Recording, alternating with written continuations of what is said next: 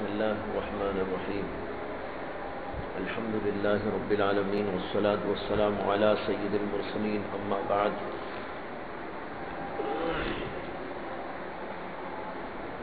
عن أحنف بن قيس قال: ذهبت لأنصر هذا الرجل فلقيني أبو بكر فقال: أين تريد؟ قلت: أنصر هذا الرجل.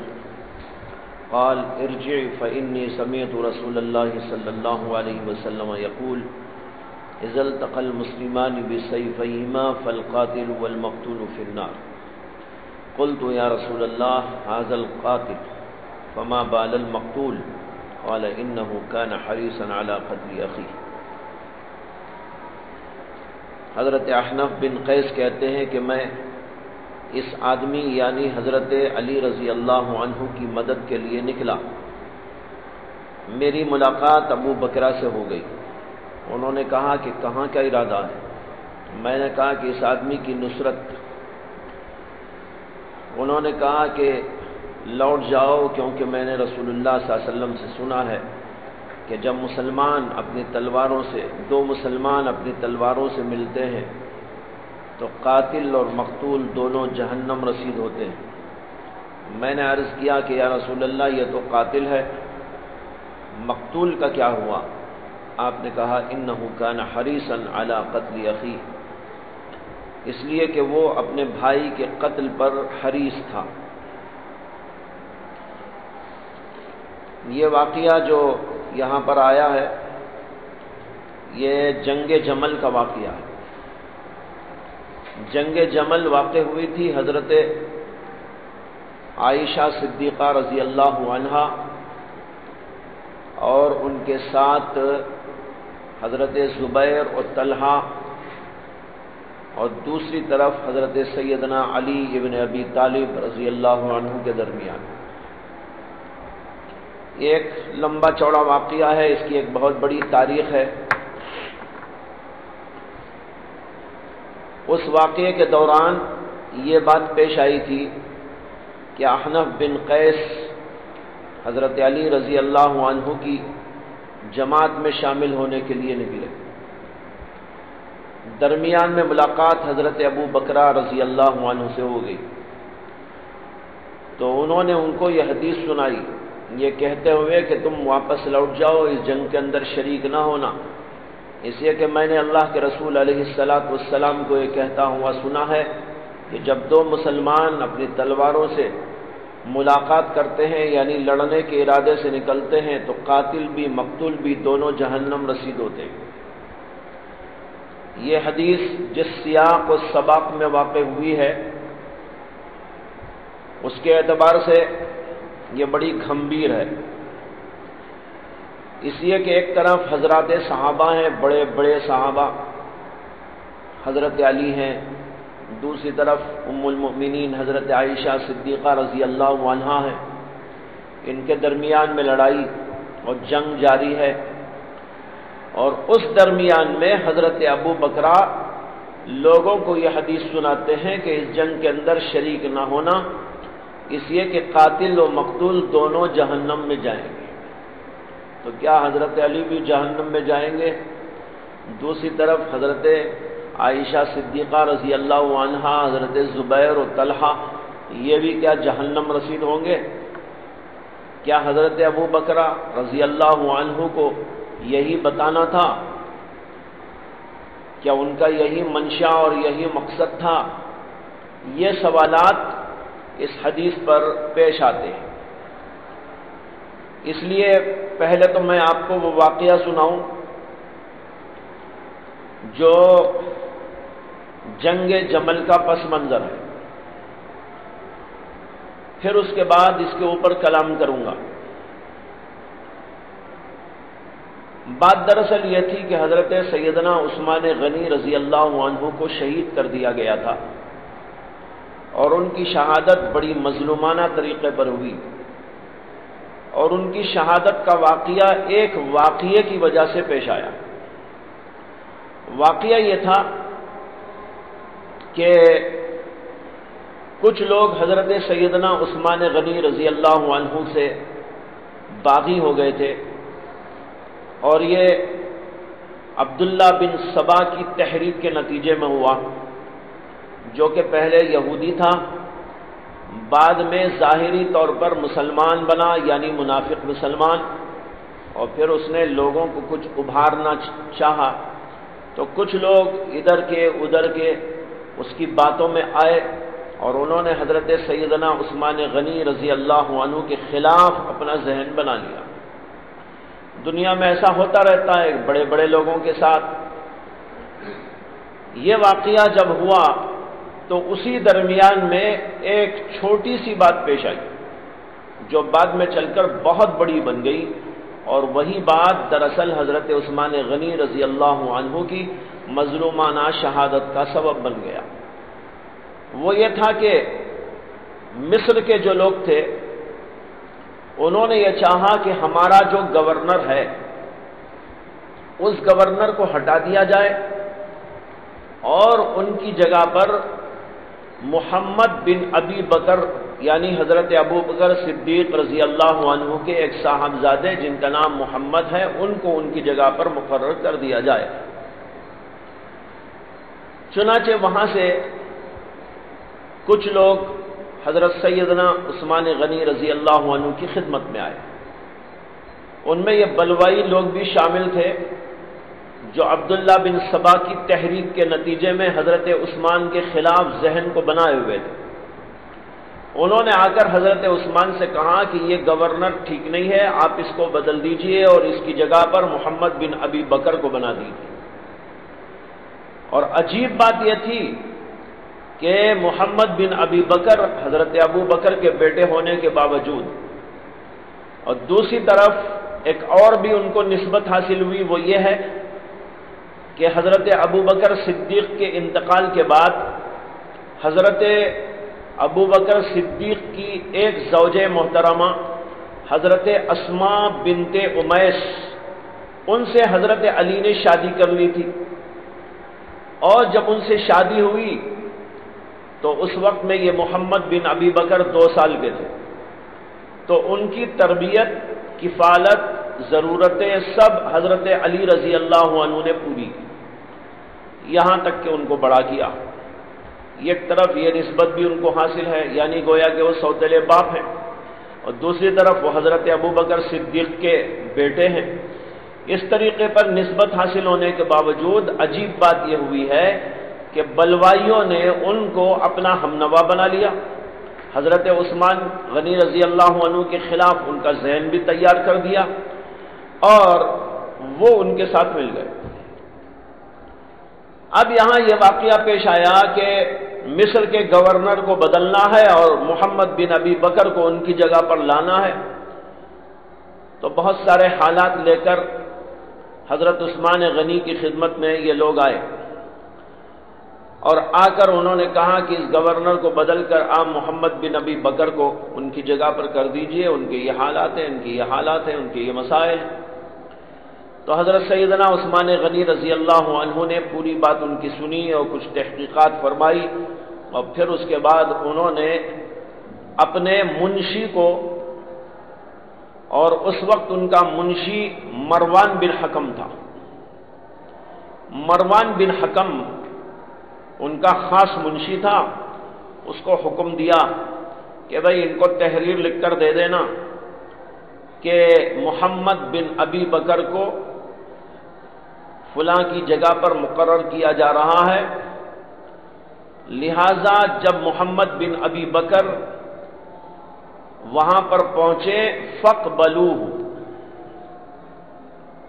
یہ انہوں نے لکھوایا، یعنی ان کو حکم دیا اپنے منشی کو کہ محمد بن ابی بکر جب تمہارے علاقے میں گورنر بن کے پہنچے تو فقبلوہ، تو ان کو قبول کر لو۔ لیکن منشی نے بڑی عجیب خیانت کر دی، اس نے لکھ دیا کہ لوگوں کے کہنے کی وجہ سے میں ان کو گورنر بنا کے بھیج رہا ہوں، جب یہ وہاں پر پہنچے فقتلو،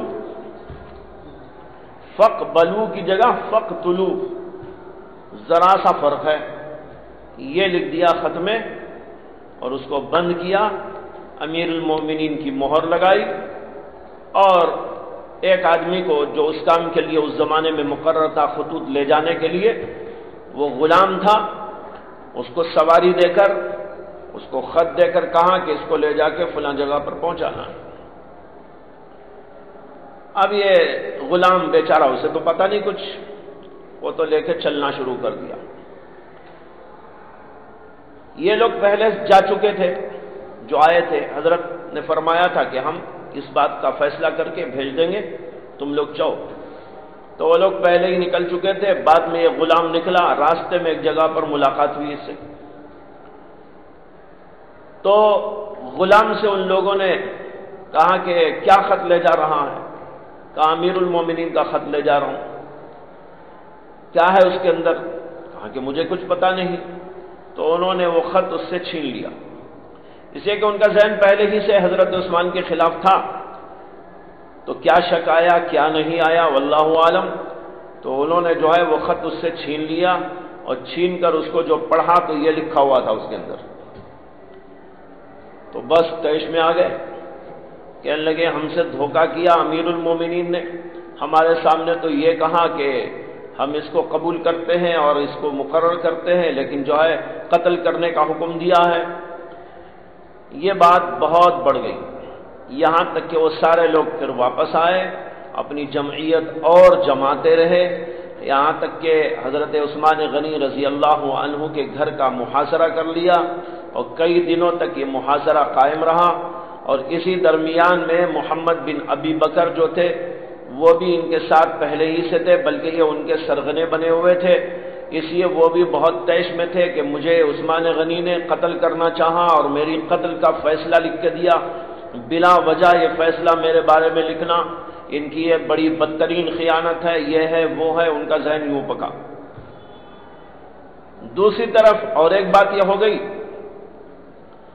کہ چونکہ وہ حضرت علی رضی اللہ عنہ کے پاس پلے بڑے ہیں، اس لیے کچھ اور لوگوں کو یہ خیال ہو گیا کہ محمد بن ابی بکر جو اس سلسلے میں طیش میں آئے ہیں تو اس کے پیچھے حضرت علی کا بھی ہاتھ ہے، حالانکہ ان کا کچھ ہے ہی نہیں اس میں، لیکن قیاس آرائیاں، غلط فہمیاں، بدگمانیاں ایسے وقت میں بہت چلتی ہیں۔ تو ان کو یہ خیال آیا، کچھ اور لوگوں کو جو حضرت عثمان کی طرف تھے، ان کو یہ خیال آیا کہ شاید اس مسئلے میں اور ان لوگوں کو اس طرح ابھارنے میں علی کا بھی ہاتھ ہے۔ لیکن حضرت علی رضی اللہ عنہ نے اس وقت میں بڑا ہی عجیب اور بہترین کارنامہ انجام دیا۔ انہوں نے اپنے دونوں صاحبزادوں حضرت حسن اور حسین، ان دونوں کو حضرت امیر المؤمنین عثمان غنی رضی اللہ عنہ کے گھر پر حفاظت کے لیے ان کی بطور گارڈ کے کھڑا کر دیا۔ اسی طریقے پر اور بھی بہت سارے صحابہ کرام نے اپنی اپنی اولادوں کو وہاں پر کھڑا کیا اور ان کا ساتھ دینے لگے، اور 400 غلام تھے، ان 400 غلاموں نے بھی حضرت عثمان غنی رضی اللہ عنہ کے گھر پر ان کی حفاظت کا کام وہ کرتے رہے۔ لیکن حضرت عثمان غنی رضی اللہ عنہ کو جب کہا گیا کہ یہ لوگ محاصرہ کیے ہوئے ہیں، اس لیے آپ ہم کو اجازت دیجئے کہ ہم ان کے خلاف کچھ کارروائی کریں۔ اگر حضرت عثمان غنی ان کے خلاف کارروائی کا حکم دے دیتے تو 2 ہی منٹ کے اندر علاج ممکن تھا، اس لیے کہ پوری فورس ہے، پوری طاقت ہے، پوری فوج ہے، اور یہ چند بلوائی ہیں، ان کو ٹھکانے لگانے کے لیے کام کیا جا سکتا تھا۔ لیکن حضرت سیدنا عثمان غنی رضی اللہ عنہ نے فرمایا کہ نہیں، میں مسلمانوں کا خون بہانا نہیں چاہتا، شہر نبوی میں میں خود مسلمانوں کا خون بہاؤں، وہ جو چاہے کریں، لیکن میں ایسی اجازت تم لوگوں کو نہیں دیتا، بس تم جہاں تک میری حفاظت کر سکتے ہو کرنا، باقی اس سے زیادہ کسی چیز کی اجازت نہیں۔ بہرحال اس قسم کی باتیں ہو رہی تھی، اور وہ لوگ بڑھ چڑھ کر حضرت عثمان غنی رضی اللہ عنہ کے گھر پہ حملہ آور ہوئے، اور سب سے پہلے گھسنے والے محمد بن ابی بکر تھے۔ انہوں نے گھس کر حضرت سیدنا عثمان غنی رضی اللہ عنہ کی داڑھی پکڑ کر زور سے کھینچا، اور ایک تماچا رسید کیا۔ اس پر حضرت عثمان غنی نے ان کو دیکھ کر کہا کہ تمہارے باپ اگر ہوتے تو کیا اس کو اچھا سمجھتے؟ اس پر وہ ذرا پیچھے ہٹ گئے۔ پھر اس کے بعد اور بلوائی آئے اور ان کے اوپر جو حملہ کیا تو وہ شہید ہی ہو گئے۔ اور سب سے پہلے جو ان کو مارا تو خون نکلا، اور خون نکل کر قرآن وہ پڑھ رہے تھے اس جگہ پر جا کے پڑھا جہاں پر آیت موجود تھی، کھلا ہوا قرآن تھا، پہلا پارا آخری، اس کے اندر فَسَيَكْفِيكَهُمُ اللَّهُ پر جا کر خون کا دھبا پڑ گیا۔ گویا کہ اس میں اشارہ تھا کہ اللہ آپ کے لیے کافی ہے، فَسَيَكْفِيكَهُمُ اللَّهُ، آپ کے لیے ان کی طرف سے اللہ کافی ہے۔ تو بہرحال یہ واقعہ ہوا، حضرت عثمان غنی رضی اللہ عنہ شہید ہو گئے۔ پھر حالات بہت ہی سنگین ہوئے۔ پھر مسئلہ تھا امیر المؤمنین اور خلافت کا، تو جمہور صحابہ کرام، بلکہ سبھی صحابہ کرام اور جو بھی وہاں اصحاب شورا موجود تھے، انہوں نے حضرت علی رضی اللہ عنہ کو اس کے لیے مقرر کر دیا۔ مقرر کرنے کے بعد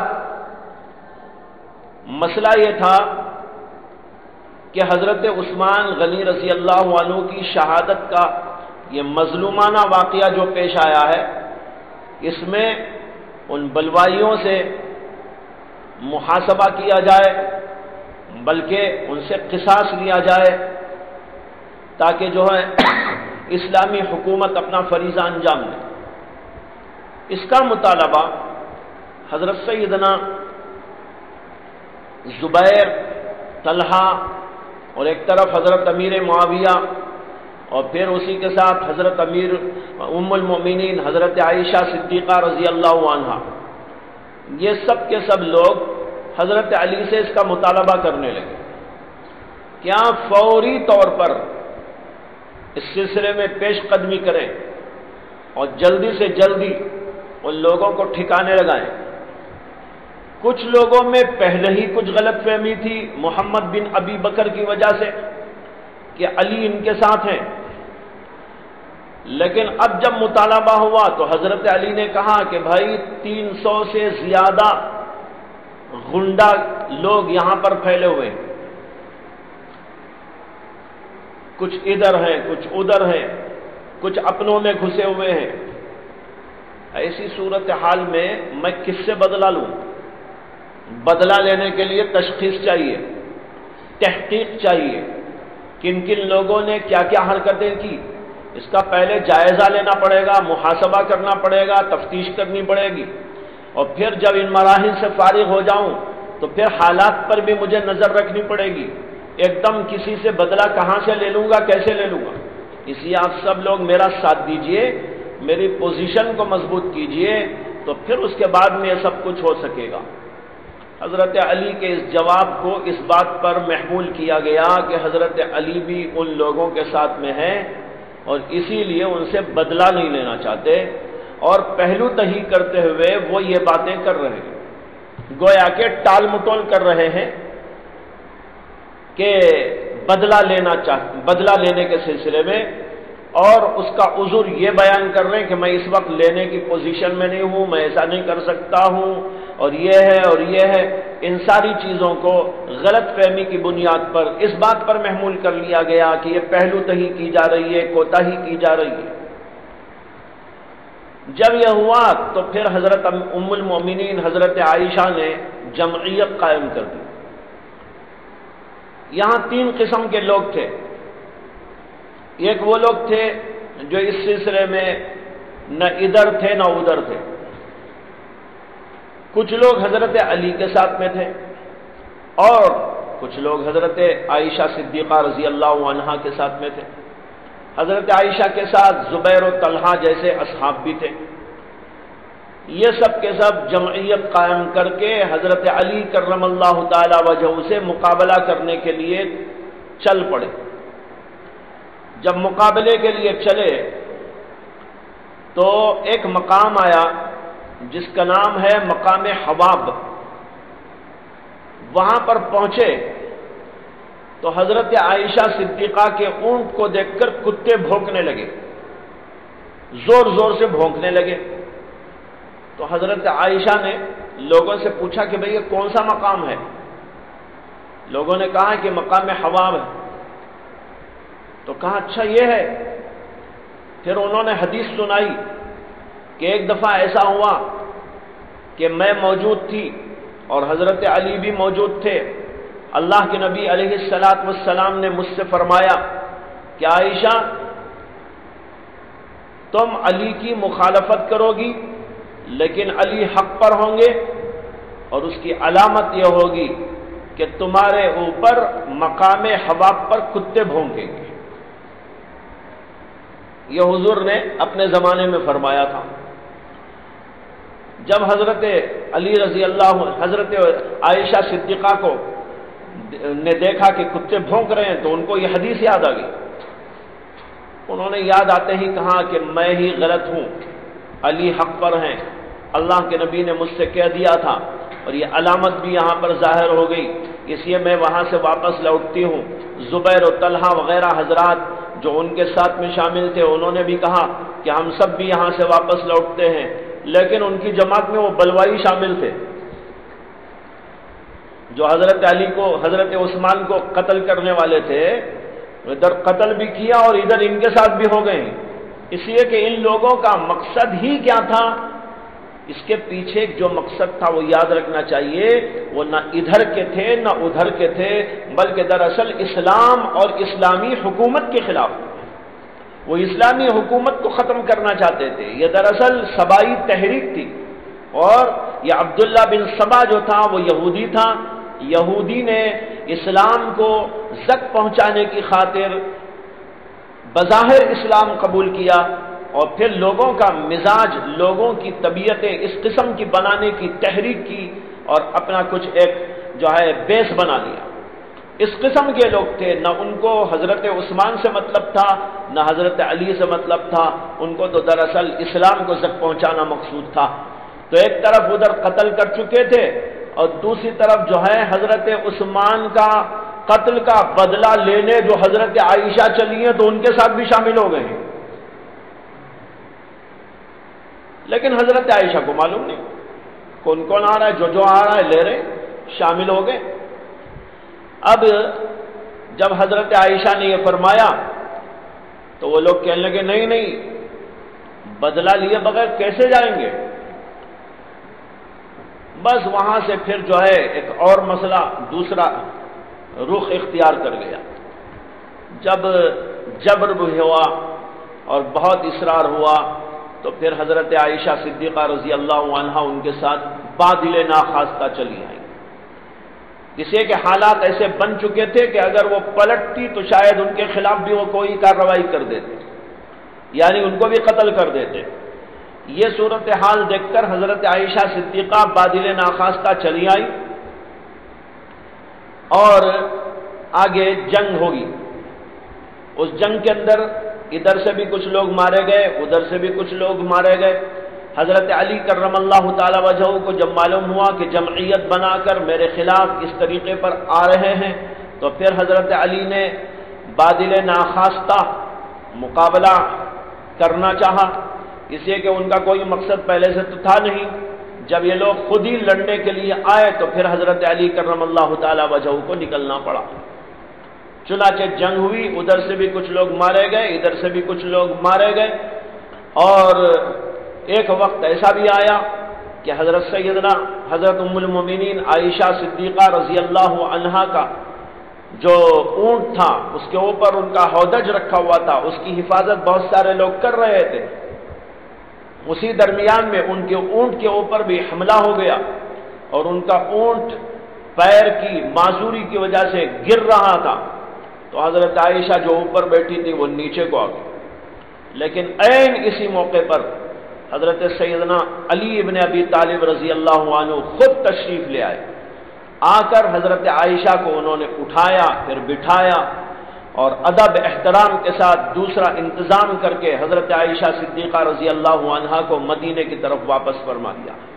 یہ واقعہ عین اسی وقت میں پیش آیا، جس سے معلوم ہوتا ہے کہ ان کے دل بالکل صاف تھے، پاک تھے، اور نہ مقصد یہ تھا کہ جو ہے اپنی اپنی کوئی انانیت اور اپنی اپنی کوئی بڑائی، اپنا کوئی دنیاوی مفاد اور مقصد حاصل کریں، بلکہ کچھ غلط فہمیوں کی وجہ سے ساری باتیں ہو رہی تھیں۔ بہرحال اس طرح ہوا۔ اس کا نام جنگ جمل اسی لیے رکھا گیا ہے کہ حضرت عائشہ اس وقت پوری جنگ کے دوران میں اپنے جمل پہ سوار تھی، یہاں تک کہ یہ واقعہ پیش آیا تو پھر آخر میں ان کو اٹھا کے رخصت کر دیا گیا، اس لیے اس جنگ کا نام ہی جنگ جمل ہو گیا۔ اونٹ کی جنگ ہوئی تو انسانوں کی، لیکن نام رکھ دیا گیا جنگ جمل۔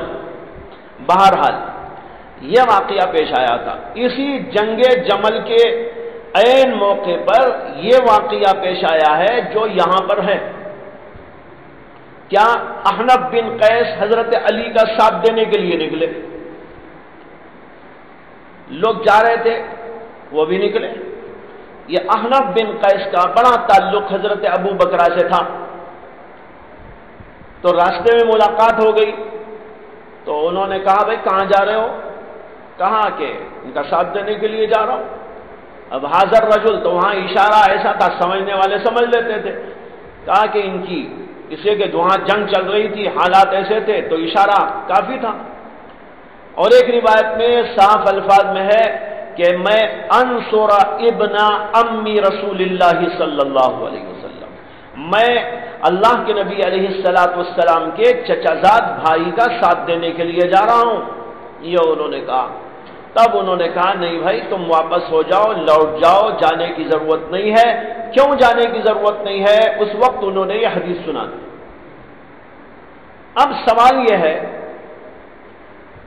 کہ ایسے موقع پر جب مسلمانوں کی دو جماعتوں کے درمیان میں جنگ ہو رہی ہو، اس میں کسی طرف شامل ہونا جائز ہے کہ ناجائز؟ ایک سوال تو یہ ہے۔ اس میں بعض صحابہ کرام کی رائے یہ ہے کہ ایسے وقت میں کسی کا بھی ساتھ نہیں دینا چاہیے۔ حضرت ابو بکرہ بھی اسی خیال کے تھے، وہ کہتے تھے جب مسلمانوں میں آپس میں کوئی ایسی بات پیدا ہو جائے تو نہ ادھر جاؤ نہ ادھر جاؤ، تم اپنے گھروں میں پڑے رہو۔ اسی بات کو انہوں نے اپنے متعلق حضرت احنف بن قیس سے کہا کہ لوٹ جاؤ۔ کچھ اور صحابہ وہ ہیں جو کہتے ہیں کہ ایسے موقع پر دو صورتیں، ایک صورت تو یہ ہے کہ دو لڑنے والی جماعتوں میں سے حق کس کے ساتھ ہے اور کس کے ساتھ نہیں، اس کا امتیاز نہ ہو، پتہ نہ چل رہا ہو، تحقیق نہ ہو کہ یہ حق پر ہے کہ یہ حق پر ہے، مسئلہ اس کے ساتھ صحیح ہے اس کے ساتھ صحیح ہے، کچھ پتہ نہیں۔ تو اگر ان میں سے کون حق پر کون باطل پر پتہ نہ ہو تو ایسی صورت میں شریک نہیں ہونا چاہیے۔ لیکن اگر ان میں سے محق و مبطل ان کے درمیان میں امتیاز ہو سکتا ہو، دلائل کی روشنی میں کسی کو حق پر کسی کو باطل پر سمجھتا ہو آدمی، تو ایسی صورت میں جس کے ساتھ حق کو سمجھتا ہے اس کے ساتھ شریک ہو جانا مناسب ہے، اس لیے کہ حق کا ساتھ دینا بھی ایک بہت بڑا فرض ہے، لہذا جس کو حق پر سمجھتا ہے اس کے ساتھ میں شریک ہو جائے۔ جمہور صحابہ کا یہی مسلک ہے کہ دو شکلیں، کہ پتہ ہی نہ ہو حق پر کون باطل پر کون تو شریک نہ ہو، اور اگر پتہ ہو تو جو حق پر ہے اس کا ساتھ دینے کے لیے تیار ہو۔ حضرت ابو بکرہ چونکہ اس خیال کے تھے کہ ایسے موقع پر کسی کے ساتھ نہیں جانا چاہیے، اسے کہ تمہیں کیا خبر کہ کون کیا ہے کون کیا نہیں ہے، اسے تم اپنی جگہ پر بیٹھو، اس لیے انہوں نے جو ہے حضرت احنف بن قیس کو یہ مشورہ دیا اور کہا ارجی، لوٹ جاؤ۔ اور جو لوگ اس بات کے قائل ہیں کہ ایسے موقع پر کسی کا ساتھ نہیں دینا چاہیے، ان میں کچھ لوگ تو یہ کہتے ہیں کہ ساتھ نہ دے کر اپنے گھروں میں بیٹھے رہیں، اور کچھ لوگ وہ ہیں جو کہتے ہیں کہ اپنے گھروں میں نہ رہیں بلکہ کسی اور جگہ پر نکل جائیں۔ یہاں پر رہیں گے تو پھر مسئلہ ہے تمہارے لیے، اپنا شہر چھوڑ دو، جہاں پر یہ حالات پیش آ رہے ہیں وہاں سے نکل جاؤ، کسی اور جگہ پر چلے جاؤ۔ حضرت ابو بکرہ اس بات کے قائل تھے کہ گھروں میں بیٹھے رہیں، نہ نکلے، اس لیے انہوں نے مشورہ دے دیا ارجی۔ یہاں تک تو خیر کوئی بات نہیں ہے پریشانی کی، لیکن پریشانی کی بات اگلے مرحلے میں ہے، وہ یہ ہے کہ انہوں نے حدیث سنائی ان جس میں ہے القاتل والمقتول فی النار، اور یہ جنگ جمل کے اس واقعے کے پس منظر میں سنائی۔ تو اب سوال ابھرتا ہے کہ حضرت ابو بکرہ کیا ان دونوں کو جہنمی سمجھتے تھے؟ نعوذ باللہ، یہ ہے بڑا اہم سوال۔ صحابہ کے درمیان میں جو جنگیں واقع ہوئی اس کے بارے میں پہلے اہل سنت والجماعت کا مسلک ذہن میں رکھ لیجئے۔ ایک جنگ جمل ہوئی حضرت علی اور عائشہ کے درمیان، اور پھر اس کے بعد ایک اور جنگ ہوئی اسی سلسلے میں، وہ حضرت امیر معاویہ اور حضرت علی کے درمیان۔ اس طرح جو جنگیں ہوئی ہیں حضرات صحابہ کے درمیان ان کو مشاجرات صحابہ کہتے ہیں، یعنی اختلافات صحابہ۔ اس کے بارے میں جمہور اہل سنت کا مسلک یہ ہے کہ اس میں دونوں طرف جو صحابہ تھے اور جو لوگ شامل تھے وہ اپنی نیت کے اعتبار سے حق پر تھے، اس لیے کہ ان کا مقصد کوئی دنیاوی غرض اور دنیاوی مفاد نہیں تھا، بلکہ دراصل اللہ کے احکام کو دنیا میں نافذ کرنا تھا۔ یہ بھی یہی چاہتے تھے کہ اللہ کا حکم پورا ہو، وہ بھی یہی چاہتے تھے کہ اللہ کا حکم پورا ہو، لیکن غلط فہمی کے نتیجے میں کچھ ایسے ناگفتہ حالات اور واقعات اور جنگیں پیش آ گئی۔ یہ دراصل اجتہادی غلطی ہے۔ نیت کے اعتبار سے تو یہ دونوں صاف تھے، لیکن عمل میں جو کچھ واقع ہوا وہ دراصل اجتہادی غلطی کا نتیجہ تھا، اور اجتہادی غلطی جو ہوتی ہے اس کے بارے میں حدیث میں خود موجود ہے، اللہ کے نبی علیہ الصلاۃ والسلام نے فرمایا جب مجتہد خطا کرتا ہے تو اسے ایک ثواب ملتا ہے، اور اگر وہ حق تک پہنچ جاتا ہے تو دگنا اجر پاتا ہے۔ تو اس لیے یہ تمام کے تمام صحابہ ایک اجر تو ضرور پائیں گے، پھر ان میں سے جو حق پر تھا اس کو اللہ تبارک و تعالی دگنا اجر عطا فرمائیں گے۔ اسی لیے ایسے مواقع پر حضرات صحابہ کو برا بھلا کہنا یا ان کی تنقیص و توہین کرنا، ان کے بارے میں کوئی غلط بات کہنا حرام اور ناجائز۔ اللہ کے نبی علیہ السلام نے فرمایا اللہ اللہ فی اصحابی، میرے صحابہ کے بارے میں اللہ سے ڈرو، اللہ سے ڈرو۔ اللہ اللہ مانے اتقوا اللہ اتقوا اللہ، اللہ سے ڈرو، اللہ سے ڈرو میرے صحابہ کے بارے میں کہ کوئی لب کشائی ان کے حق میں نہ کی جائے۔ اور ایک حدیث میں فرمایا جب میرے صحابہ کا ذکر ہو خاموش رہنا، الٹی سیدھی بات ان کے بارے میں نہ کہنا۔ اور حدیث کے اندر حضرات صحابہ کے بڑے فضائل مناقب بیان کیے گئے، اسی کے ساتھ قرآن کریم نے ان کے حق میں رضی اللہ عنہم ورضوا عنہ کی بشارت سنا دی، اللہ ان سے راضی اور وہ اللہ سے راضی۔ اتنا سب کچھ ہونے کے باوجود ظاہر بات ہے حضرات صحابہ کی ان جنگوں، ان مشاجرات و نزاعات کو سامنے رکھتے ہوئے صحابہ کو برا بھلا کیسے کہا جا سکتا ہے؟ اس لیے تمام کے تمام علماء اہل سنت یہی کہتے ہیں کہ صحابہ کے یہ مشاجرات دراصل غلط فہمی کی بنیاد پر تھی، اور اس میں ایک حق پر تھا، دوسرا ناحق پر تھا، لیکن وہ ناحق پر اجتہادی غلطی وہ خطا کی وجہ سے تھا، اس لیے جو ناحق پر تھا اس کو بھی اجتہادی خطا کی وجہ سے ایک اجر ملے گا، اور جو حق پر تھا اس کو اللہ تعالیٰ 2 اجر عطا فرمائیں گے۔ برا بھلا کہنا کسی کے حق میں جائز نہیں۔ جب یہ بات واضح ہو گئی تو اب یہ سمجھیے کہ حضرت ابو بکر رضی اللہ عنہ نے یہ حدیث اس موقع پر جو سنائی اس کا کیا مفہوم نکلتا ہے۔ پہلے تو ہمیں یہ بھی سمجھ لینا چاہیے کہ اللہ کے نبی کی حدیث کا مطلب کیا ہے۔ اللہ کے نبی علیہ السلام کی حدیث ابو بکر روایت کرتے ہیں، آپ نے کہا اذا التقى المسلمان بسيفيهما، جب 2 مسلمان اپنی تلواروں کے ذریعے آپس میں لڑنے نکلیں، ملاقات کریں، تو قتل کرنے والا بھی جہنم میں اور قتل ہونے والا بھی جہنم میں۔ تمام علماء کا اتفاق ہے کہ یہ حدیث اپنے اطلاق پر نہیں ہے۔ تمام علماء کا اتفاق ہے کہ یہ حدیث اپنے اطلاق پر نہیں ہے،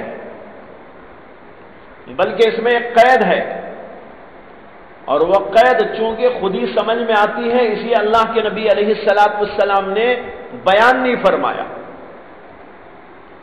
اور وہ قید کیا ہے؟ وہ قید ہے دنیا حاصل کرنے کے لیے، دنیا کی مفاد کے لیے، اذا التقى المسلمان بسيفيهما لتحصيل غرض دنیاوی ومفاد دنیاوی، دنیاوی مفاد کی خاطر، دنیاوی اغراض کے پیش نظر جب 2 مسلمان لڑتے ہیں تو یہ قاتل بھی مقتول بھی دونوں جہنم رسید ہوں گے۔ جب یہ قید یہاں پر ملحوظ ہے تو اس کی دوسری جو شکل ہے وہ کیا؟ جب 2 مسلمان آپس میں لڑیں لیکن دنیاوی نہیں دینی مقصد سے، تو یہ حدیث ان کے اوپر منطبق ہی نہیں ہوتی۔ یہ حدیث تو ان لوگوں کے لیے ہے جو دنیا کے لیے لڑتے ہیں، جیسے کہ آج کل سیاستدان لڑتے رہتے ہیں، مجھے ملک مل جائے، مجھے حکومت مل جائے، مجھے عہدہ مل جائے، مجھے یہ مل جائے، مجھے وہ مل جائے، مجھے پیسہ مل جائے، وہ اس کا مال ہڑپ کرنے کے لیے، وہ اس کا مال ہڑپ کرنے کے لیے، وہ اس کو زک پہنچانے کے لیے، وہ اس کو زک پہنچانے کے لیے۔ یہ ہیں دنیاوی مفادات، دنیاوی مقاصد۔ اللہ کے نبی نے اس کے بارے میں کہا کہ جب دنیاوی مقاصد کے پیش نظر 2 مسلمان لڑیں تو قاتل و مقتول دونوں جہنم رسید۔ اسے کہ دنیا کا مقصد ہے اور اتنا بڑا کام کر رہا ہے، یعنی مال کے لیے، پیسے کے لیے، حکومت کے لیے، کچھ دنیاوی طاقت بنانے کے لیے مسلمان سے لڑ کر قتل کی تک کی نوبت آ جائے تو اس صورت کے اندر تو وہ جہنم رسید ہوگی۔ یہ ہے حدیث کا مطلب۔ لہذا معلوم ہوا کہ جو آپس میں مسلمانوں کا لڑنا دین کی خاطر ہو، آخرت کی طلب میں ہو، وہ اس سے خارج ہے۔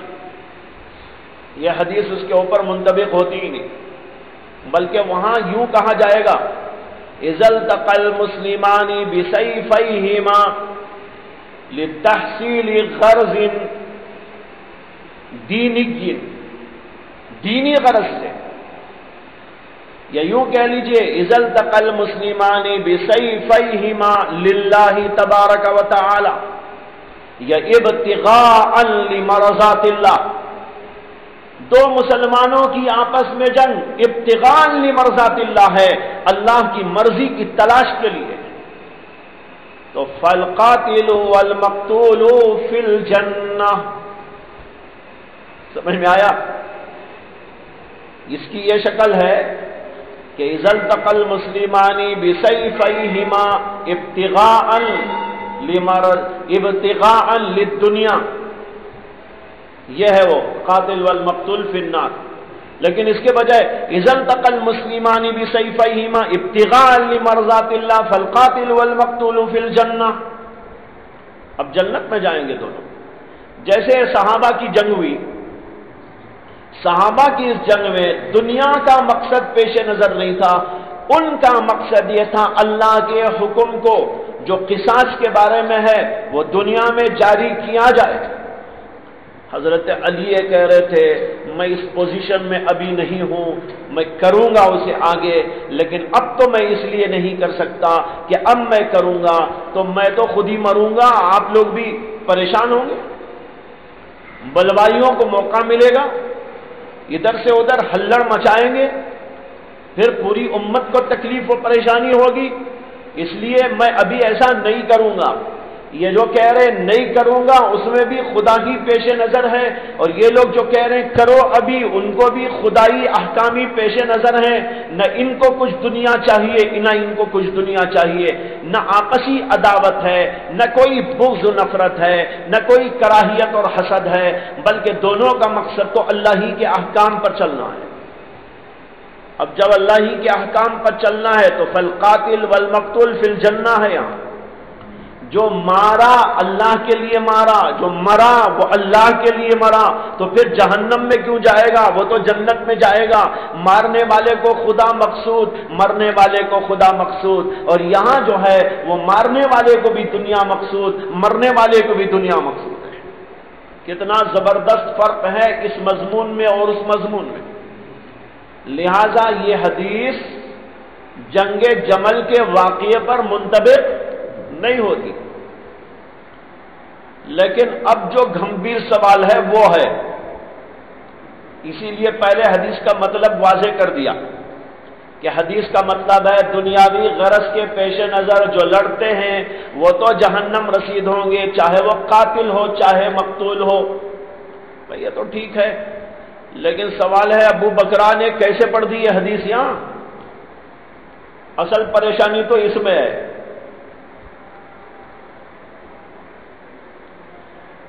اس کے کچھ جوابات دیے گئے.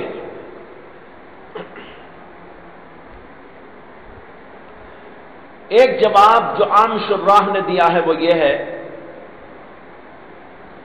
کہ حضرت ابو بکرہ رضی اللہ عنہ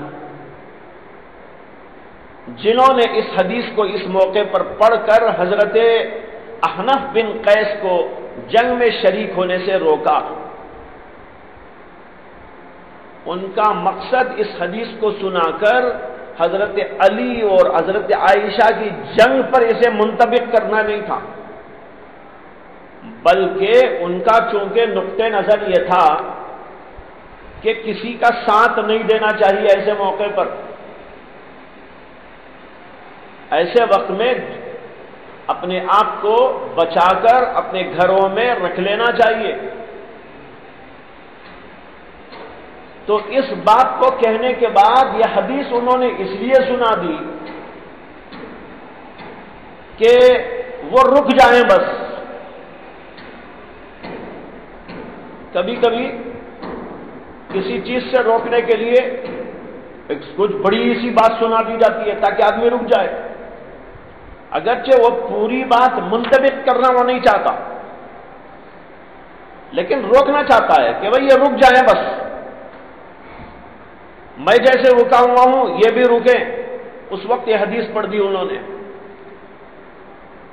یہ جمہور علماء نے اس کا جواب دیا ہے، لیکن بہت غور و فکر کے بعد بھی یہ جواب میری سمجھ میں نہیں آیا. جواب تو یہی دیا ہے، لیکن بہت کچھ دماغ لڑانے اور سمجھنے کی کوشش کرنے کے باوجود مجھے جواب سمجھ میں نہیں آیا. اس لیے کہ ابو بکرہ رضی اللہ عنہ ان کو روکنا چاہتے ہیں تو یوں کہہ کے روک سکتے تھے کہ بھائی تم کیوں اس میں ملوث ہوتے ہیں، جاؤ بیٹھو. لیکن یہ حدیث کیوں سنائی انہوں نے، جبکہ اس حدیث کا اس موضوع سے، اس جنگ جمل کے واقعے سے کوئی تعلق نہیں، ان صحابہ پر منطبق نہیں. یا تو یوں کہیں کہ بھئی وہ صحابہ پر منطبق کر رہے تھے نعوذ باللہ، اور ان صحابہ کو وہ جہنمی سمجھ رہے تھے، یہ تو اور ڈینجر ہے۔ یہ نہیں تو پھر اس حدیث کو انہوں نے اس موقع پر ان کا پڑھنا یہ قابل اشکال نظر آتا ہے۔ اس لیے مجھے تو سمجھ میں نہیں آیا یہ جواب۔ اس کے بعد میں نے اللہ کی طرف متوجہ ہو کے کہا کہ اللہ کچھ سمجھا دیجئے تاکہ دل کو تسلی ہو جائے۔ تو اللہ کی طرف سے ہی ہوگا انشاءاللہ۔ ایک جواب میری سمجھ میں آیا، وہ جواب یہ ہے کہ ابھی میں نے آپ کو بتایا کہ حضرت علی کے ساتھ بھی اور حضرت عائشہ صدیقہ کے ساتھ بھی کچھ بلوائی جماعتیں، حضرت عائشہ نیک دل، زبیر و طلحہ بڑے نیک دل، اور حضرت علی ادھر بہت نیک دل، ان کے ساتھ بہت سارے نیک اہل اللہ اولیاء، لیکن اسی کے ساتھ ادھر بھی اور ادھر بھی دونوں طرف لڑنے لڑانے کا مزاج رکھنے والے، وہ بلوائی جو حضرت عثمان کو قتل کرنے کی سازش کرنے والے، وہ ادھر بھی ادھر بھی شامل تھے۔ ابھی تھوڑی دیر پہلے واقعے کی پوری صورت بیان کی میں نے، یہاں تک کہ حضرت عائشہ کو سمجھ میں بھی آ گیا کہ مجھے نہیں جانا چاہیے، لیکن پھر بھی نہیں چھوڑا انہوں نے، یہ صورتحال بنا رکھی۔ تو یہ جواب سمجھ میں آیا کہ حضرت ابو بکرہ کا مقصد یہ تھا کہ بھئی یہ بڑے بڑے صحابہ، یہ نیک دل حضرات، ان کو چھوڑ کر کچھ ایسے ویسے بھی تو اس میں شامل ہیں، ادھر بھی شامل ہیں ادھر بھی شامل ہیں، تو جب ایسے ایسے شامل ہیں تو ان کے بارے میں یہ حدیث انہوں نے پڑھی ہے۔ سمجھ میں آ رہی بات؟ ادھر بھی کچھ بلوائی ادھر بھی کچھ بلوائی، الٹے سیدھے لگے ہوئے ہیں۔ اب ایسوں کے درمیان میں تم جاؤ گے لڑو گے تو پتہ نہیں تمہارے دل کا کیا حال ہوگا۔ جو ان کو سنا رہے ہیں ان کے اوپر منطبق نہیں کر رہے ہیں پوری طرح، بلکہ یہ کہنا چاہتے ہیں کہ اے احنف بن قیس تم واپس جاؤ، کیونکہ میں نے اللہ کے نبی سے سنا ہے کہ جو دنیاوی مفاد اور مقاصد سے لڑتا ہے، مسلمان سے لڑتا ہے تو قاتل و مقتول دونوں جہنم رسید ہوتے ہیں۔ اب تمہارا مقصد پتہ نہیں کیا ہے کہ نہیں ہے، اور پھر دوسرے یہ کہ وہاں کے لوگوں میں حضرت علی اور ادھر عائشہ کو چھوڑ کر اور ایسے اس جیسے مقدس لوگوں کو چھوڑ کر الٹے سیدھے بھی تو کچھ لوگ شامل ہیں، اب وہاں تم کیوں جا رہے ہو؟ تو یہ سارے صحابہ کے بارے میں نہیں، بلکہ اسی پس منظر میں انہوں نے پیش کیا ہے جس پس منظر میں حدیث ہے، یعنی دنیاوی مقاصد سے لڑنے والے تو جہنم میں جاتے ہیں، اسے تم کیوں جا رہے ہیں، تمہارا کیا مقصد پتہ نہیں۔ ان کو تنبیہ ہے وہ، اور ظاہر ہے کہ وہاں جو لوگ تھے اس میں جیسے بڑے ایسے لوگ تھے ایسے بھی تھے، تو ان پر تو یہ حدیث صادق آتی ہی ہے، اس لیے کہ اللہ تو نیتوں کو دیکھتا ہے۔ جانے والا چاہے علی کے ساتھ میں جائے کہ حضرت ام المؤمنین عائشہ کے ساتھ میں جائے، اگر اس کا بھی وہی مقصد ہوتا جو ان حضرات کا ہے تب تو وہ بات تھی فی الجنہ والی، لیکن سب تو ویسے نہیں تھے، یہ تو آشکارا بات تھی۔ حضرت علی کے ساتھ بھی ایسے بہت سارے لوگ تھے اور ادھر بھی ایسے لوگ شامل ہو گئے تھے۔ اب ایسی صورت کے اندر تو ظاہر بات ہے دونوں طرف کچھ ناحق لوگ بھی شامل تھے۔ حضرت ابو بکر رضی اللہ عنہ نے ان کے اوپر اس کو منطبق کرنا چاہا یا یوں کہنا چاہا کہ تم ان کے ساتھ میں اب شامل ہو، تمہاری کیا نیت ہوگی کیا نہیں ہوگی پتہ نہیں، بھائی اللہ کے نبی کی حدیث ہے کہ دنیاوی غرض سے جانے والے لڑنے والے یہ جہنم میں رسید ہوتے ہیں، اس لیے تم جاؤ واپس۔ یہ ان کی اصلاح کے لیے فرمایا ہے۔ اب رہا وہاں کا انطباق، وہ انہی پر ہوگا انطباق جو دنیا کی غرض سے وہاں شامل ہوئے، اور ان پر انطباق نہیں ہوگا جو کہ دنیاوی غرض سے شامل نہیں ہوئے۔ اس لیے کہ اللہ کے ہاں تو سارا معاملہ نیتوں پر ہوتا ہے، نیت اچھی ہے تو وہ مسئلہ ہے، نیت بری ہے تو یہ مسئلہ ہے۔ اسی حضرت ابو بکرہ نے اس حدیث کو اس موقع پر پڑھا، یہ میرے دل میں بات آئی، اس پس منظر کو سامنے رکھتے ہوئے واللہ تعالی عالم۔ اس کے بعد اس میں جو کچھ آیا ہے وہ واضح ہے کہ ان صحابی نے کہا، ابو بکرہ نے، کہ میں نے اللہ کے نبی علیہ السلام سے پوچھا کہ یا رسول اللہ یہ تو قاتل ہے، جہنم رسید ہوتا ہے، سمجھ میں آتا ہے، فما بال المقتول، مقتول کا کیا حال ہے، یعنی مقتول کو کیوں جہنم؟ اللہ کے نبی نے کہا انہ کان حریصا علی قتل صاحبہ، اس لیے کہ وہ بھی تو اپنے ساتھی کے قتل کا حریص تھا، اس کی نیت بھی تو وہی تھی دنیا کی یا عداوت کی، بغض و نفرت و کراہیت اس کے دل میں تھی، وہ بھی یہی چاہتا تھا میں کروں، ماروں، توڑوں، کروں، اتفاق سے وہ خود قتل ہو گیا، لیکن اسے موقع ملتا تو یہ بھی وہی کرتا جو اس کے ساتھ میں ہوا، اس لیے ان کی نیتوں کے اعتبار سے اللہ تبارک و تعالی ان کو جہنم رسید کریں گے۔ یہ سب دنیاوی غرض سے کرنے والوں کے لیے فرمایا گیا ہے۔ یہیں پر ایک مسئلہ ہے، وہ مسئلہ یہ ہے کہ نیتوں کے اعتبار سے فیصلے ہوتے ہیں یا اعمال کے اعتبار سے فیصلے؟ اس حدیث سے معلوم ہوتا ہے کہ نیتوں پر بھی مدار ہے، چاہے عمل ہو کہ نہ ہو۔ بظاہر یہ ان احادیث کے خلاف معلوم ہوتا ہے جس کے اندر آیا ہے کہ نبی اکرم صلی اللہ علیہ وسلم نے بتایا کہ جب کوئی آدمی بری نیت کرتا ہے تو اللہ کہتے ہیں کہ اس کا گناہ نہ لکھو، پھر اس کے بعد جب وہ اس گناہ کو کرتا ہے تب اللہ کہتے ہیں کہ ایک ہی گناہ لکھو۔ اس کے برخلاف اگر کوئی آدمی اچھے کام کی نیت کرتا ہے تو اللہ کہتے ہیں فرشتوں کو کہ ایک نیکی لکھ لو، اور اگر اس کام کو کر گزرتا ہے تو اللہ کہتے ہیں کہ اس نے اچھا کام جو کیا ہے ایک کی جگہ اس کا ثواب 10 لکھو۔ اس سے تو یہ معلوم ہوتا ہے کہ صرف بری نیت کرنے سے گناہ نہیں آتا جب تک عمل نہ کرے۔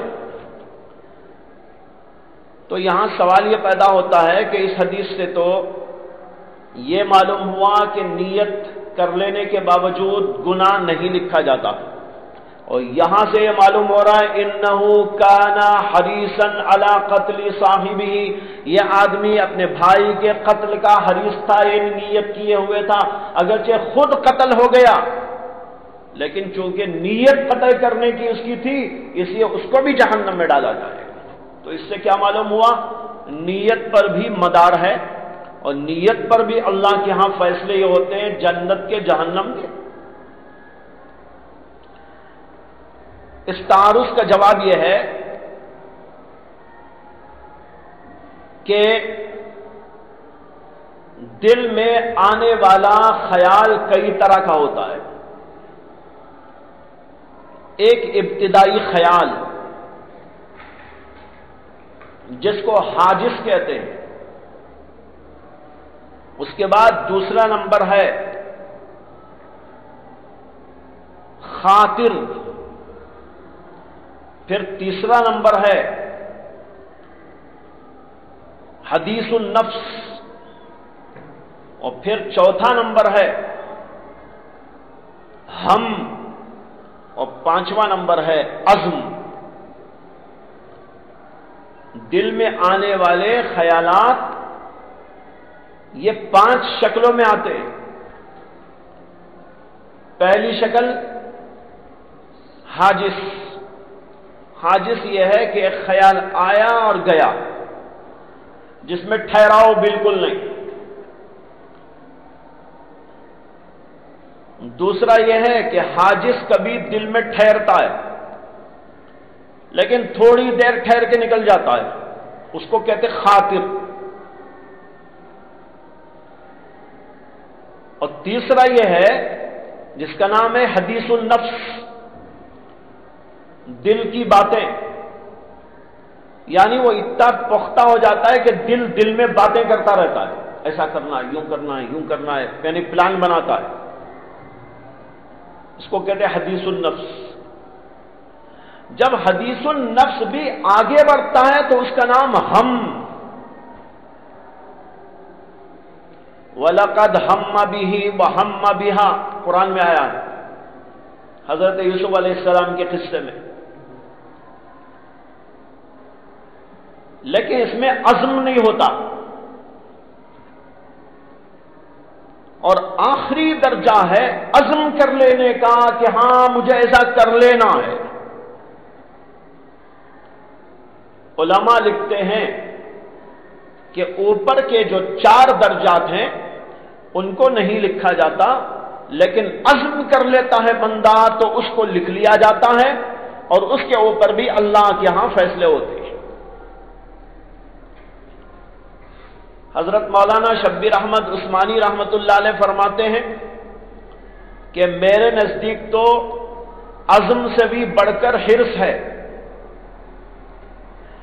عزم سے بھی بڑھ کر حرص ہے۔ عزم تو دل میں ہوتا ہے، اور حرص جو ہوتی ہے وہ تدبیروں کے ساتھ ہوتی ہے۔ جب ہم کہتے ہیں فلاں آدمی فلاں چیز کا حریص ہے، جیسے کھانے کا حریص اس کو کہیں گے جو کھانے میں ہاتھ ڈال دے، بڑا بڑا لقمہ لینے لگے، تب کیا کہیں گے؟ حریص دیکھو بھائی۔ لیکن ایک آدمی خالی دل میں رکھ لیا ہے، بہت کھانا ہے، بہت کھانا ہے، بہت کھانا ہے، اسے تو نہیں بولیں گے آپ حریص۔ تو وہ عزم ہے، یہ جب کام شروع ہوتا ہے وہ حرص اس کے اوپر دلالت کرتی ہے۔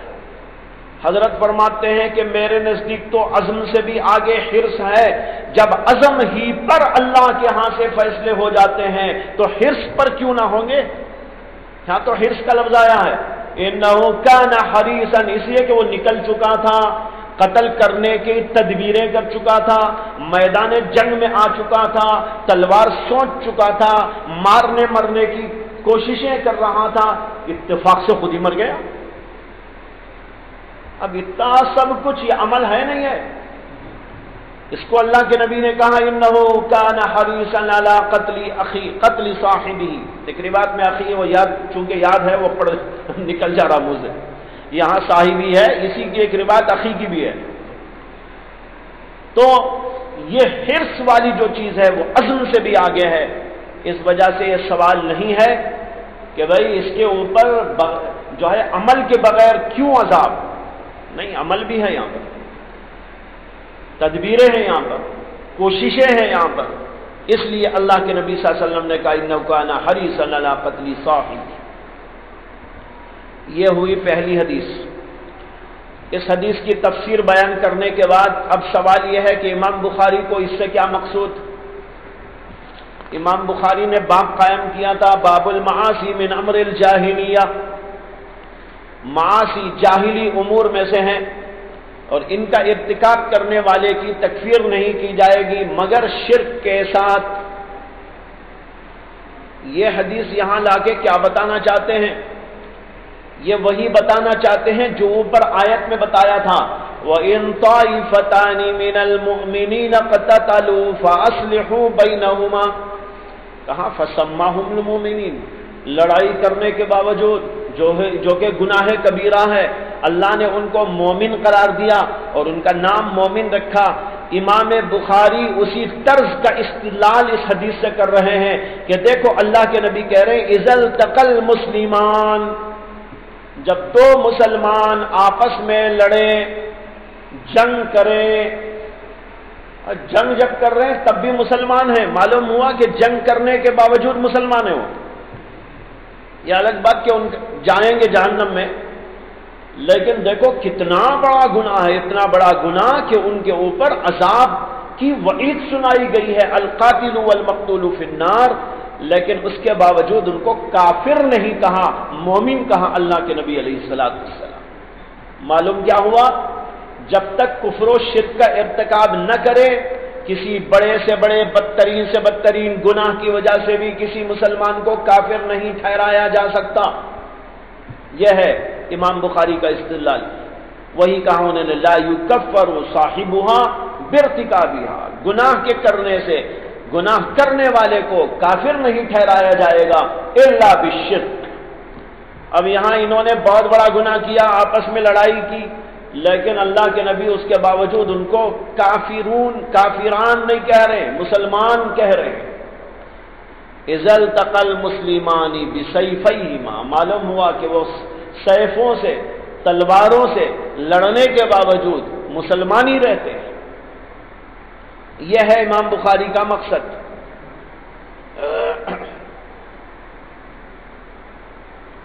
उसके बाद दूसरी हदीस है,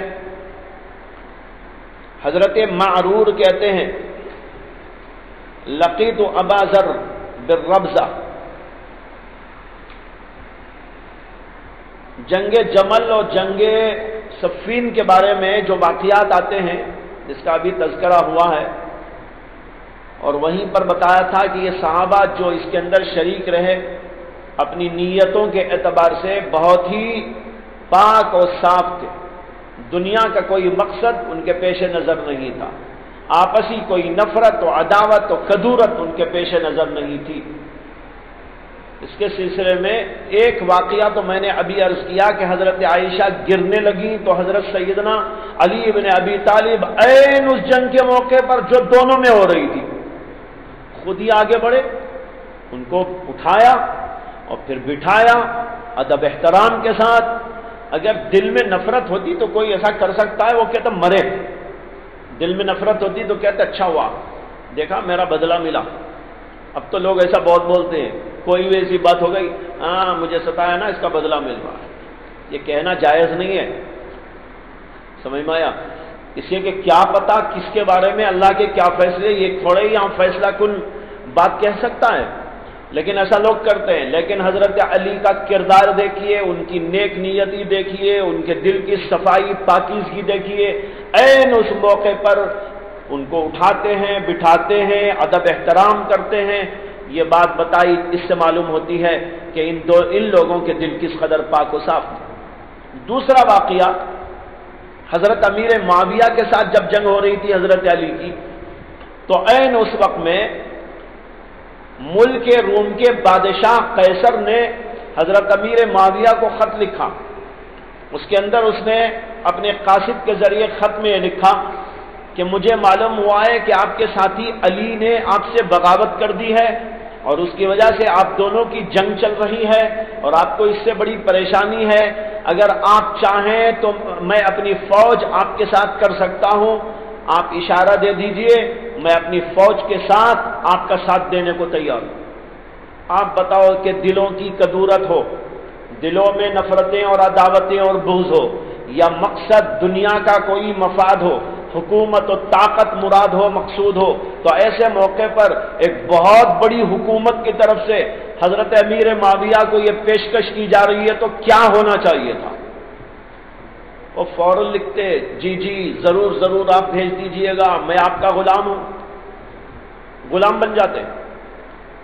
लेकिन हजरत अमीर मुआविया रजी अल्लाह अन्हु ऐन जंग के इस मौके पर, इस खत के पहुंचने पर जो जवाब लिखते हैं, तारीख की किताबों में आज तक महफूज है। उनके जवाब में यूं था, ऐ दुनिया के कुत्ते, उसे खिताब कर रहे हैं बादशाह को, वो भी किसे? कैसर रूम को, जो बहुत बड़ी ताकत थी उस जमाने की। उसको बोल रहे हैं कि ऐ दुनिया के कुत्ते, मेरी और अली की जंग तो अल्लाह के लिए, अपने दीन के लिए है। हमारे दिलों में कोई अदावत और कदूरत नहीं है। अगर तूने अली के ऊपर कोई गलत निगाह डाली तो सबसे पहले तेरा मुकाबला करने के लिए अली की फौज का पहला सिपाही मैं हूं। अब बताओ भाई, क्या उनका दिल, क्या उनकी पाकीज़गी, क्या उनकी तहारत, क्या अल्लाह का डर, क्या लिल्लाहियत, कोई तसव्वुर कर सकता है? इसकी कोई नज़ीर दुनिया में आप दिखा सकते हैं? इसलिए उलमा कहते हैं कि सहाबा को बुरा भला कहना जायज़ नहीं, हराम है, सख्त हराम है। इनकी इन जंगों को देखकर, आपस की जंगों के ऊपर इसको महमूल करना और दुनिया के अगराज पसंद लोगों की जंगों के ऊपर इन हजरात सहाबा के किरदार को महमूल करना, यह फाश और बदतरीन गलती है। ان کا تو کچھ اور معاملہ تھا، دنیا والوں کا کچھ اور معاملہ ہوتا ہے، اس لیے حضرات صحابہ کو برا بھلا نہیں کہہ سکتے۔ یہ دو واقعات پیش آئے، حضرت علی اور عائشہ کے جنگ کے موقع پر وہ واقعہ، اور حضرت امیر معاویہ اور حضرت علی کے درمیان جنگ کے موقع پر یہ واقعہ۔ اسی کے ساتھ ایک لطیفہ بھی سن لیجئے، وہ بھی ایک واقعہ ہی ہے، حضرت ابو ہریرہ رضی اللہ عنہ کا۔ حضرت ابو ہریرہ رضی اللہ عنہ شامل جنگ تھے حضرت علی کے ساتھ۔ حضرت امیر معاویہ کی جنگ جب ہوئی ہے تو اس وقت حضرت ابو ہریرہ رضی اللہ عنہ حضرت علی کے ساتھ میں تھے۔ جنگ کا اصول یہ ہوتا تھا کہ دن میں جنگ چلتی تھی، عصر کے بعد ختم۔ کبھی کبھی جب گھمسان کی لڑائی ہوتی تو آگے بھی چلتی، لیکن عام طور پر جو جنگ کا اصول پرانے زمانے میں چلتا تھا وہ یہ تھا کہ صبح سے لے کر عصر تک، مغرب تک جنگ کرتے تھے۔ جب اندھارا آتا تو جنگ بند ہو جاتی۔ اندھارے میں جنگ بھی کیسے کرتے؟ وہاں تو ایسے لائٹ وائٹ ایسی انتظامات تھے نہیں۔ اس کے بعد میں بس اپنے اپنی فوجیں اپنے اپنے اس میں خیموں میں جاتی، کھانا وانا پکاتے، کھاتے، سوتے، پھر دوسری دن جنگ ہوتی۔ تو جب یہ جنگ چل رہی تھی تو حضرت ابو ہریرہ رضی اللہ عنہ شامل تو تھے حضرت علی کے ساتھ، لیکن جنگ ختم ہونے کے بعد جب کھانا کھانے کا نمبر آتا تھا تو جاتے تھے حضرت امیر معاویہ کے ساتھ۔ اب ان کا بھی دل دیکھیے، اللہ اکبر، حضرت امیر معاویہ کا دل کتنا بڑا دل ہوگا کہ ایک آدمی کو دیکھ رہے ہیں کہ یہ حضرت علی کے ساتھ جنگ میں شامل ہے، دن بھر میرے سے لڑتا ہے، کھانا میرے بستر پہ کھاتا ہے۔ حضرت امیر معاویہ ان سے ہنس ہنس کے بات کرتے، خوب کھلاتے، ابو ہریرہ کھاؤ، ابو ہریرہ کھاؤ، بازو والوں کو کہتے بھائی ان کو ڈالو ذرا کھلاؤ۔ یہ چلتا تھا۔ کسی نے ایک دن ان سے پوچھ لیا کہ حضرت آپ کا یہ عجیب و غریب طریقہ ہماری سمجھ سے باہر ہے، جنگ تو ادھر کرتے ہیں، کھانا ادھر کھاتے ہیں آپ۔ انہوں نے کہا بھائی دیکھو میرا اصول یہ ہے کہ جہاں اچھی چیز ملے وہاں جاؤ۔ دین کے اعتبار سے اچھائی ادھر نظر آ رہی ہے، حق ان کے ساتھ میں ہے، علی کے ساتھ، تو چونکہ حق مجھے لینا ہے، دینی اعتبار سے اچھی چیز علی کے ساتھ میں شامل ہوں، کھانا وہاں اچھا ملتا ہے اس لیے کھانا وہاں کھاتا ہوں۔ اب ان کے دلوں کی پاکیزگی، وہ طہارت اور بے نفسی کس قدر ہے ان واقعات سے اظہر من الشمس۔ یہ تھے یہ حضرات۔ اس لیے حضرات صحابہ کی جنگوں کی یہ واقعات اور حالات پڑھ کر کبھی کبیدہ خاطر یا ان کے بارے میں بدگمانی کا شکار ہرگز نہیں ہونا چاہیے، بلکہ سمجھنا چاہیے کہ صرف اور صرف اللہ کو پیش نظر رکھ کر اپنی اپنی آخرتوں کو بنانے کے لیے، اپنے خدا کو راضی کرنے ہی کے لیے سب کچھ انہوں نے کیا تھا جو کچھ کیا تھا۔ باقی انسان ہے، غلط فہمی ہو سکتی ہے، انسان ہیں، بشر ہیں، تو ان کو جو ہے اجتہادی طور پر خطا ہو سکتی ہے، اس لیے خطا ہوئی اجتہادی، اس لیے ہم دونوں کو حق پر نہیں مانتے، ایک حق پر ایک ناحق پر، لیکن وہ ناحق پر جان بوجھ کر نہیں، اجتہادی طور پر۔ جب اجتہادی طور پر غلطی ہوتی ہے تو اللہ تو اس پر ثواب دیتے ہیں۔ اب یہاں علماء نے یہ بھی بحث کی ہے کہ حضرت علی اور ان حضرات کی جو جنگیں ہوئی ان میں کیا ہمیں تعین کرنا چاہیے کہ حق پر کون ہے، ناحق پر کون، یا اس کی تعین نہیں کرنا چاہیے؟ اس میں علماء کے دو نقاط نظر ہیں۔ بعض علماء کہتے ہیں کہ ہم کو اس بحث میں نہیں پڑھنا، اس لیے کہ وہ ہمارا مسئلہ نہیں ہے، اللہ کا ان کا معاملہ ہے، وہ اللہ وہاں دیکھے گا۔ ہمیں تو یہ یقین رکھنا چاہیے کہ انہوں نے جو کچھ کیا ہے وہ اللہ کے لیے کیا ہے، ان میں سے ایک خطا پر ہے ایک حق پر ہے، لیکن کون کیا ہے وہ ہم یہاں فیصلہ نہیں کرتے، اللہ پہ چھوڑتے۔ لیکن بعض علماء نے اس بات کی بھی اجازت دی ہے کہ تعین بھی دلائل کی روشنی میں کر سکتے ہیں، اس لیے جمہور علماء کی رائے یہ ہے کہ حق علی کے ساتھ میں تھا رضی اللہ عنہ، اور یہ حضرات اجتہادی خطا کر گئے تھے، اس لیے کہ حضرت امیر المؤمنین علی رضی اللہ عنہ جو کچھ پیش کر رہے تھے وہ عذر ہی تو تھا۔ کہ بھائی میں اس وقت یہ کام نہیں کر سکتا. ان کو غلط فہمی ہو رہی تھی، وہ ان کی غلطی ہے، غلط فہمی ہے. باقی حضرت علی کی طرف سے تو معاملہ بالکل صاف تھا، اس لیے حضرت علی حق پر تھے. دوسرے حضرت. وآخر دعوانا الحمد للہ رب العالمین.